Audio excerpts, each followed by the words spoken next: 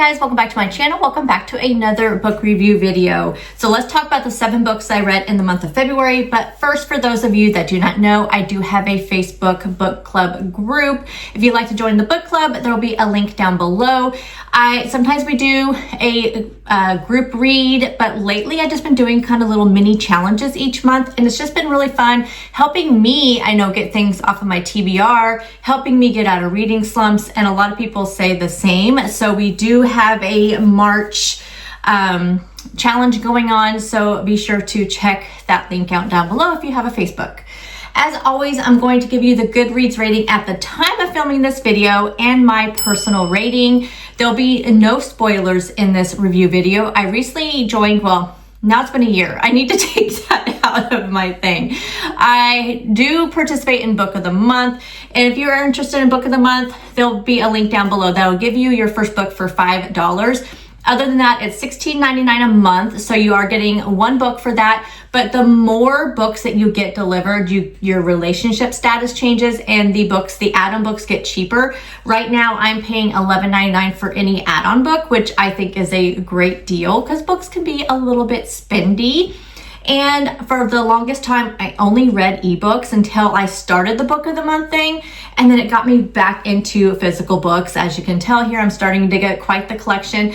I do the books that I enjoy but don't really want to keep and don't ever plan rereading.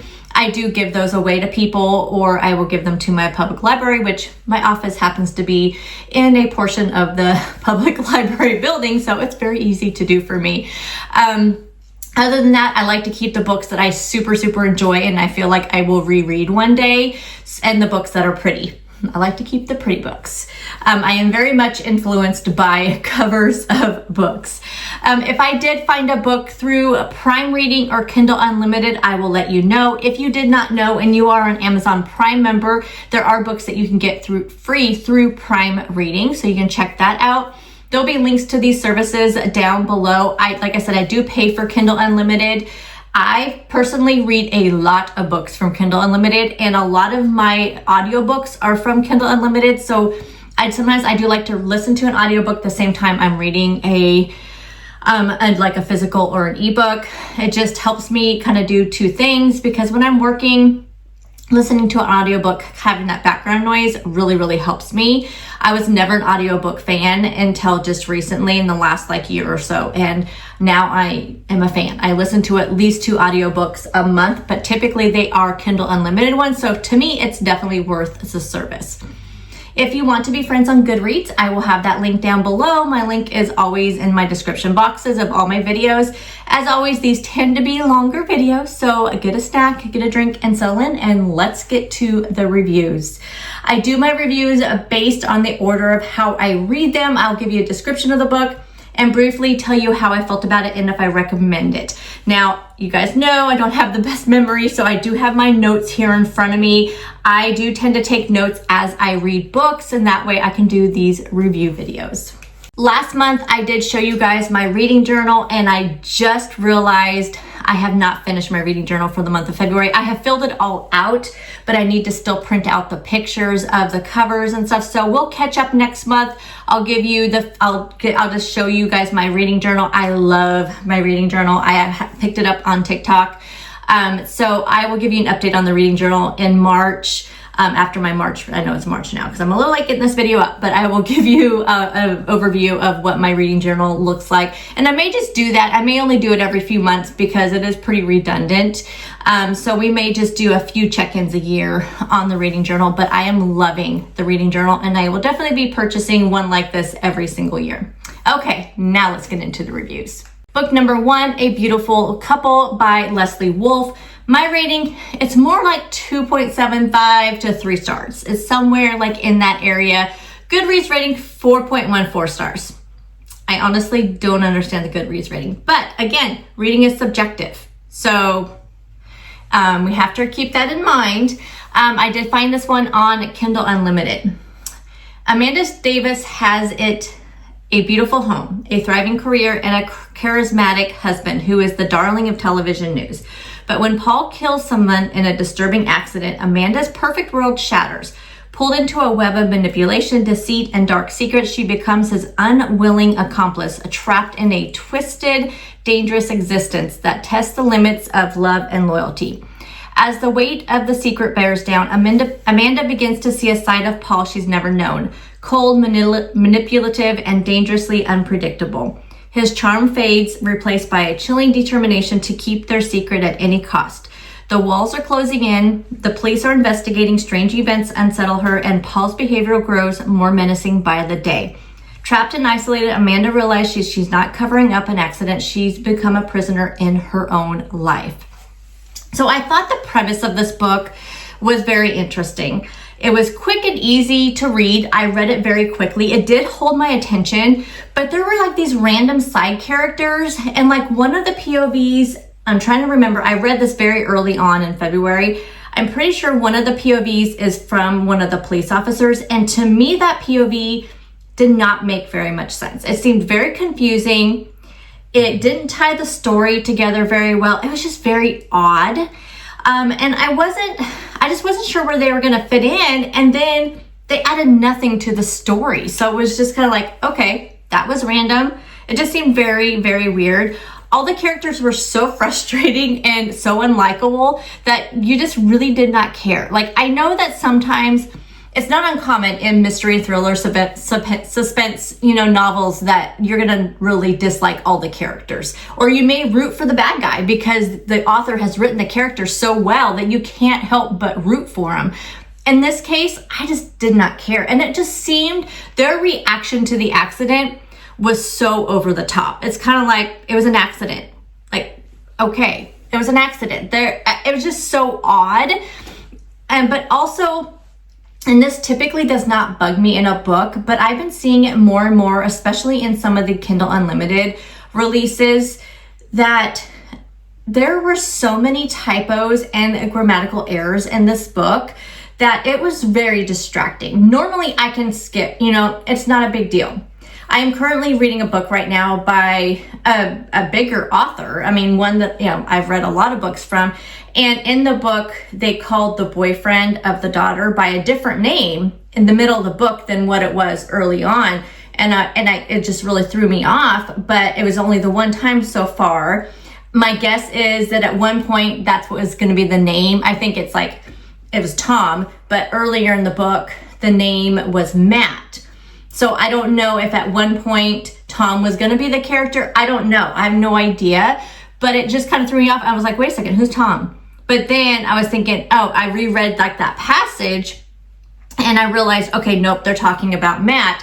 That was the same thing in this. There was a situation in the same thing in this where they called somebody else by a different name and it threw me off, but it happened a couple times, but there were so many typos and the grammatical errors typically don't bother me unless it happens like several times in a sentence, and that kind of throws you off because you realize, okay, there's a reason for punctuation and a reason for how words are worded, and it's so it can flow in your brain. But typically I read so fast that it doesn't bother me. But in this case, I don't know, it just really threw me off. So I really felt like this book could have benefited from more proofreading and editing. The writing was okay. Like, I don't think I would write this author off. I think if there's more books from this author on Kindle Unlimited, I'll try another one. I wouldn't purchase anything from this author, I don't think, but I will try another one and just see what happens because I thought this plot was very interesting, but it just got so frustrating the further we went into the book. Book number 2, Track Her Down by Melinda Lee. My rating 5 stars, Goodreads rating 4.49 stars. This is the 9th book of the Bree Taggart series. This can be found on Kindle Unlimited. A teenager returns home from work and finds her parents shot to death in their bed. Responding to the call, Sheriff Bree Taggart realizes the crime wasn't a burglary gone wrong. The couple was executed. The sole survivor, their traumatized teenage daughter, Claire Mason. Bree teams up with investigator Matt Flynn to work the case, but together they uncover more questions than answers. When Claire is stalked at the park, it's clear the killer isn't finished, and she's the next target. As Bree and Matt sift through the past, suspect by suspect, a tangled web of deception emerges, and the truth becomes harder to see. because the victim's entire lives were a lie, and the only way to protect the vulnerable girl is to unravel her parents' secrets. This series, I love this series. Like I said, this is the 9th one. The 10th book comes out, I believe, in the fall. And this is by far my favorite series by Melinda Lee.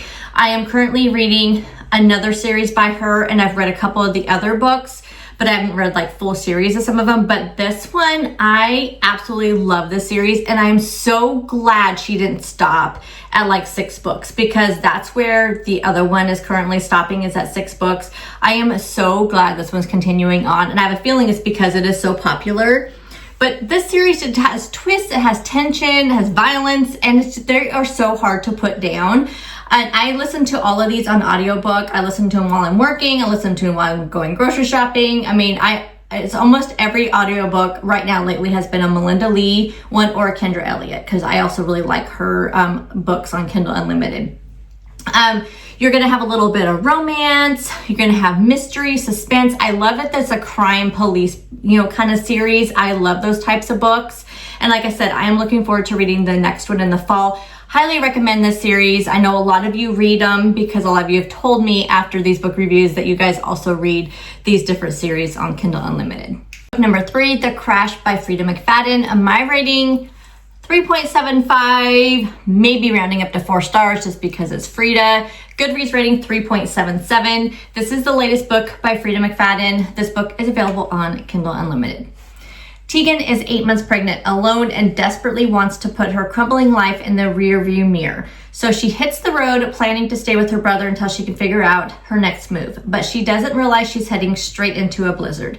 She never arrives at her destination. Stranded in rural Maine with a dead car and a broken ankle, Tegan worries she's made a terrible mistake. Then a miracle, she is rescued by a couple who offers her a room in their warm cabin until the snow clears. But something isn't right. Tegan believes she was waiting out the storm, but as time ticks by, she comes to realize she is in grave danger. The safe haven isn't what she thought it was, and staying here may have been her most deadly mistake yet. And now she must do whatever it takes to save herself and her unborn child. Okay, so one thing you can definitely count on with every Freida book are mixed reviews. I feel like even the ones that I absolutely love, which is some of her older stuff, I loved the first 2 of the Housemaid series, thought the 3rd one was a waste of time, but I still read it. So I really think you're always going to have mixed reviews, and especially with the newer ones. I think that her popularity, with the popularity of Book Talk over on TikTok, I think has really skyrocketed Freida's books, because, you guys know I've been reading her books for a very long time. And now with this, kind of with Book Talk getting so popular in the last few years, I feel like she's really kind of catapulted. And so the newer novels, I think, are getting more love from newer Freida fans than those of us that have been around for a while. And we all really like her older novels better. And I feel like that's where a lot of the mixed reviews come from. And I do kind of wonder if some people who are just discovering her books have gone back to read some of the older ones, which I think are fantastic. I personally, you guys know, those are like some of my most loved Freida books. But I feel like, I'm just gonna read them because I think her books are so quick paced. I love her twists and turns. I love her plots. But like I said, this one's no different. I will always read her books though without looking at ratings and reviews. I know when I see one coming out, I know that one's on its way. I usually know when the next one's coming out, and I just automatically read it. I don't read any reviews. If I'm scrolling through TikTok and if somebody has a review about her newest release, I skip right over it because I want to go into it with my own personal feelings for it. So I never look at it. So I had no idea what the rating was on this book until I was kind of starting to write down my notes for this review video. And when I saw it was 3.77, then I thought, okay, we are aligning with the reviews for once, I feel like. But that being said, this one did disappoint me just a little bit. But like I said, per usual, it's quick and bingeable. That's one thing about her writing. It flows so well. She's a great writer.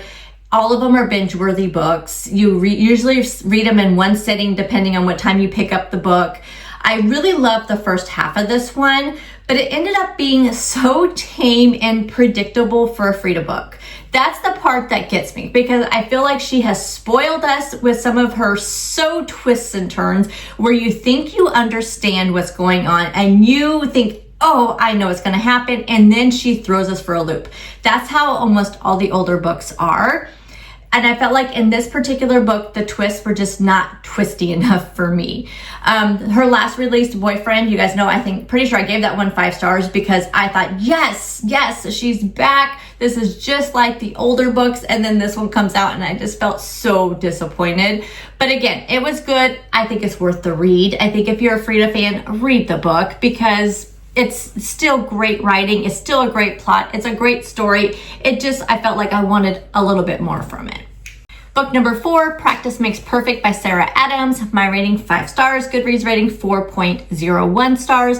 This is the second book of the When in Rome series. Although these books can be read as a standalone, you just may be a little bit spoiled by some of the coupling in the books. Annie Walker is on a quest to find her perfect match, someone who complements her happy, quiet life running the local flower shop in Rome, Kentucky, when finding her dream man may be harder than Annie imagined. Everyone knows everyone in her hometown, and the dating prospects are getting fewer by the day. After she overhears the latest date say she is so unbelievably boring, Annie starts to think the problem might be her. Is it too late to become flirtatious and fun like the leading ladies in her favorite romance novels? Maybe she only needs a little practice. And Annie has the perfect person in mind to be her tutor, Will Griffin. Will, the sexy, tattooed, and absolutely gorgeous bodyguard, is temporarily back in Rome, providing security for Amelia Rose as excitement builds for her upcoming marriage to Noah Walker, Annie's brother. He has one personal objective while on the job: stay away from Annie Walker and any other possible attachments to the sleepy town. But no sooner than he gets settled, Will finds himself tasked with helping Annie find the love of her life by becoming the next leading lady of Rome, Kentucky. Will wants no part in changing the sweet and lovely Annie. He knows for a fact that some stuffy, straight-laced guy won't make her happy, but he doesn't have the heart to say no. It's so funny how romance novels tend to have like these big long synopses. I never noticed it until because with this book, I knew I was going to read it because I loved the first one so much. It was my very first introduction to Sarah Adams. Although now that I say that, I'm pretty sure, do you remember, was it last year?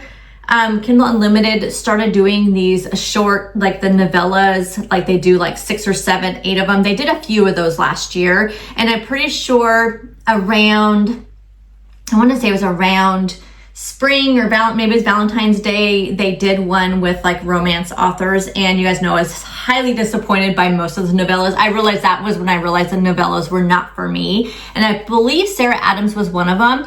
And I do think I liked her novella though, and that's what made me go pick up When in Rome. I'm pretty sure but I loved When in Rome. And when I heard that what they were doing with the series was taking the siblings, so Noah was the feature of When in Rome, Noah and then his Amelia Rose. And then when I heard that each of the subsequent series were going to be his siblings, then I thought, oh yes, I have to read that because I think that's great. That reminds me of oh my gosh, Abby Jimenez with that last series where it was kind of just taking people that were from the previous novels. So I like that when you can read these as a standalone, but again, you may be spoiled. You don't know how the first couple got together, although it doesn't matter a lot in these, but I do feel like with this one, they kind of catch you up a little bit. But anyway, I would say that I think I liked this one more than the first one. I think I actually gave When in Rome 4 stars, and this one was definitely easy 5-star. But y'all probably know, like I said, you know by now that I don't read many romance novels, I hardly at all. And those that I do read are from a few select authors. So we have Emily Henry, auto read no matter what. Abby Jimenez, now she's become one of those auto reads no matter what. Catherine Center last year became one of those, and now I think Sarah Adams is going to be one of those for me. So my very small shelf here, I have a few, this is not romance novels, I do it by color mostly, but I have a very few, I have, like I said, Christina Lauren, that's the other one. So Christina Lauren. Now, back in the day, I used to read Emily Giffin, which I do have a couple of her books on my shelf, and Jennifer Weiner. I read those, and those were kind of romance novels as well. Way back in the day, I read like Danielle Steele and stuff, but I have tried to read some of her books more recently, and I just DNF'd most of them. So that was a way long time ago in my early 20s that I read some of those. But as soon as I discovered like mystery suspense, although when I was in high school, I read almost exclusively Stephen King. So I've always had that mystery horror, psychological thriller background, but I did used to read more romance, and then I just got so out of it. But now I think Sarah Adams is in there with Emily Henry and Abby Jimenez and Catherine Center. Those, I will be reading all of their new books this year because they all have books coming out this year, and I will be reading them all. I feel like Sarah, she just writes books that truly make me smile. That one of the prerequisites for a romance novel is that they have to be not very much spice. That kind of stuff just does not, that doesn't hold my attention. So I really I think they call them closed door romances. Those are what I like. Now I know Christina Lauren sometimes will have a little bit of spice, but it's not enough to, it's not like Tessa Bailey, which I had no idea what kind of book she wrote until I read one that was like, whoa, I had no idea. And so it's, it's just like maybe at the most like a 2 spice out of 5, the authors that I read. But her books, they just make me smile. They're kind, they're hopeful, they're playful, and they're just really feel good.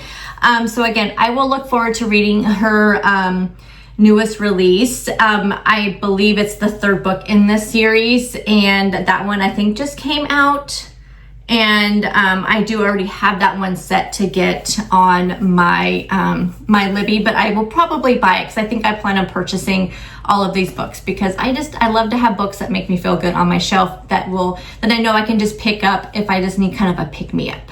Number 5, Famous Last Words by Gillian McAllister. I do have this book. This was one of my Book of the Month picks. One of the things that Book of the Month has been doing lately is you're getting like pre-releases. So I believe this was my book in February. And when I got it, I actually, it hadn't even been out yet. It didn't come out till kind of later in February, but I got this early. And I had read one other book by her that was that like travel in time one. I can't remember, what was it called? Wrong Time, Wrong Place, Wrong Time. But it's one where I had the time travel. And I liked that book. I think I kind of was mixed on it, but I loved the writing. I loved the plot. And so when I saw this one, I was excited to pick this one up.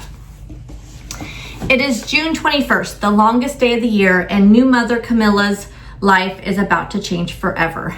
After months of maternity leave, she will drop her infant daughter off at daycare for the first time and return to her job as a literary agent. Finally, but when she wakes, her husband Luke isn't there, and in his place is a cryptic note. Then it starts. Breaking news. There's a hostage situation developing in London. The police arrive and tell her Luke is involved. But he isn't a hostage. Her husband, doting father, eternal optimist, is the gunman.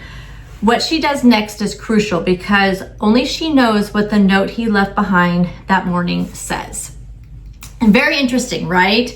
And actually, when I first started reading this, it was slightly confusing, and I kind of thought, am I gonna like this book? Actually, did I even give you the ratings? I did not. So my rating on this was 4 stars. Goodreads ratings 3.87 stars.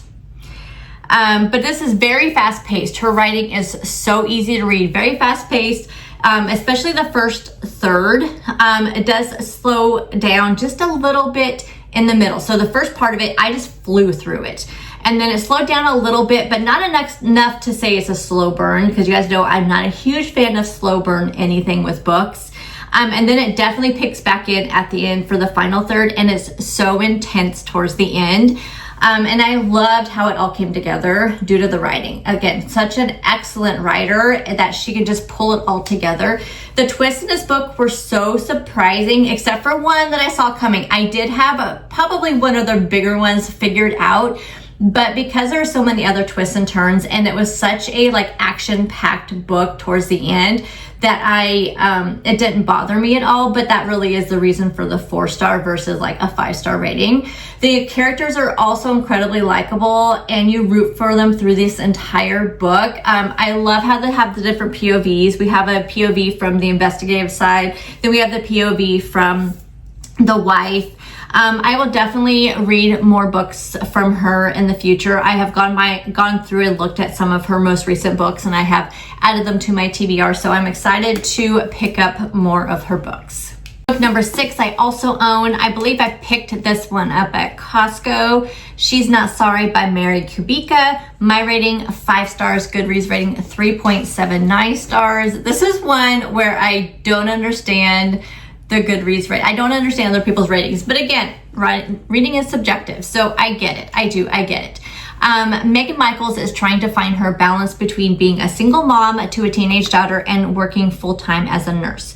While on duty at the hospital one day, a patient named Caitlin arrives in a coma with a traumatic brain injury, having jumped from a bridge and plunging over 20 feet to the tracks below. But when a witness comes forward with shocking details about the fall, it calls everything they know into question. Was Caitlin pushed, and if so, by whom and why?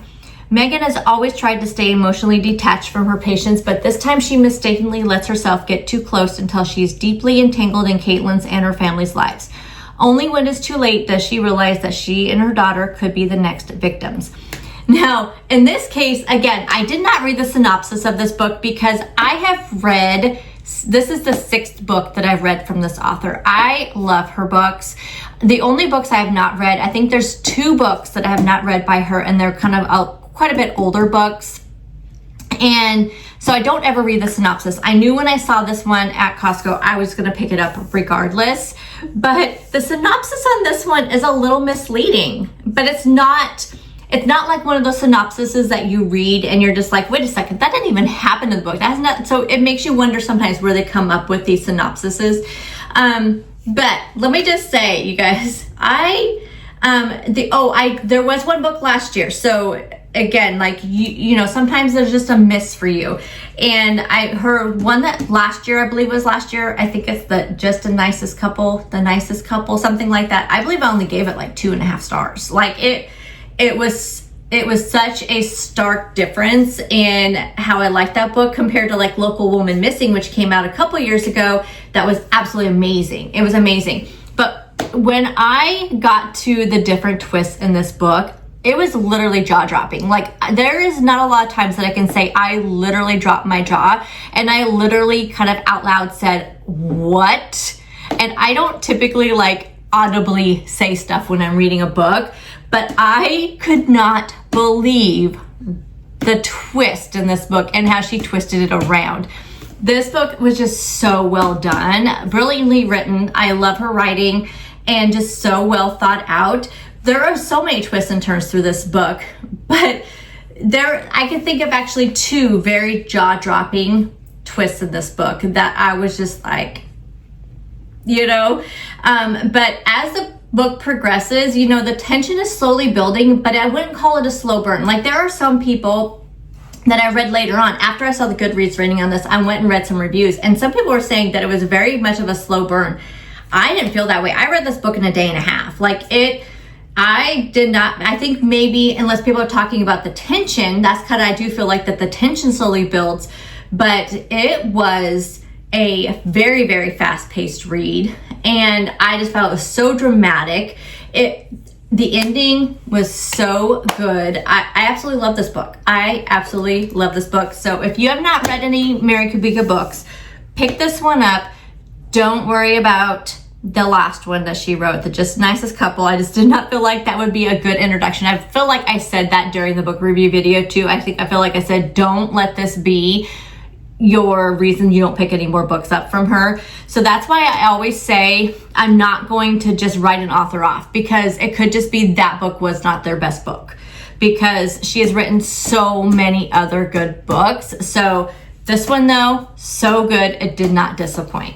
And the last book of the month I read, book number 7, Secrets Never Die by Melinda Lee. My rating 4 stars, Goodreads rating 4.41 stars. Again, this series is found on Kindle Unlimited. This one is the 5th book in the Morgan Dane series. When a retired sheriff's deputy is shot to death in his home, his troubled teenage stepson, Evan, becomes the prime suspect. Even more incriminating, the boy disappeared from the scene of the crime. Desperate to find her son, Evan's mother begs PI Lance Kruger for help. She knows her son is innocent. Kruger and defense attorney Morgan Dane want to believe that too, but the evidence against the boy is damning. Just as the trail goes cold, another deputy vanishes.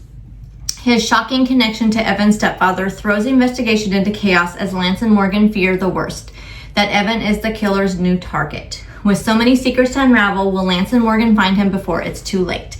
So this is, like I said, the Morgan Dane series, it does interconnect with some of the Bree Taggart series, and that's how I went back and read this one, because once I caught up in the Bree Taggart series, I was like, okay, let's go back and see what other series that she has, and I saw the Morgan Dane series. I believe there's also a series with Scarlet Falls, which does interconnect. So all of her series interconnect with each other, and this one is before though. So this is all kind of before Bree Taggart. So I went back to read this one, and I will tell you, spoiler alert, I just finished the last book in the series. So this book series only has 6 books. I just finished that one yesterday or the day before. So I am done with this series. This one, I mean, I liked it. I enjoyed it. They all have been 4 to 5 stars throughout, but I definitely like the other series a lot better, the newest series a lot better. And I think that that's telling. I think that may be true for a lot of people, since again, she's continuing on, and I feel like most of her series are about 5 or 6 stars. So I do feel like that's a little telling that, you know, she's recognizing, or maybe just she likes writing about the other one. But I love it how all of the series all interconnect together. So also maybe that's another reason why she's continuing on with the series, because you're getting Morgan, you're getting Lance, you're getting Stella, who is from the Scarlet Falls series. You're getting all of them in with Bree Taggart because they're all in the same area. So they're all interconnecting. And I love that. So reading this series really helped me understand when these characters pop up in the newer series. It does help me understand. And I loved it. Again, I listened to all of these on audiobook. I love them. They're just the narrator they use is also very good. I really like it. I do feel like, and if you also have been listening to the Bree Taggart series on Audible, I feel like that they changed the narrator with this last book. It was okay, but I feel like I like the other narrator better. I need to go back and look and see who it's narrated by, because it really kind of threw me off a little bit, because I felt like she always used the same narrator, and then it's like it's different now. But anyway, I love this series. I am actually a little sad that it's over, because it just gives me something to listen to, and I'm kind of like, don't have anything to listen to right now. So I may actually go and listen to the Scarlet Falls series, which is about Morgan Dane's sister, I believe. So I may go back and listen to that, because I don't have anything to listen to right now on Audible. So I may do that, but definitely if you have Kindle Unlimited, just check out these series. They are so quick and easy to read. They're kind of palate cleansers in between, like if you just got done reading just a really gripping novel, like especially if you're one to read like Kristen Hanna and you need something kind of just to cleanse your palate and to kind of just ease you out of, you know, I don't know, Kristen Hanna books put me kind of into a reading slump sometimes, because they're just so, I've only read 2 now, and both of them just so good that they just almost put me into a reading slump. And these books are great for like kind of cleansing your palate in between books. So definitely loved all of these books. And those are the 7 books that I read in the month of February. Let me know what you guys read in the month of February. How did your reading month go? Any like standout authors, any new authors? And again, if you want to join our Facebook book club, there will be a link down below. And if you want to, like I said, be friends on Goodreads, I will have that link down there as well. So I'll see you guys in the next one. Bye guys.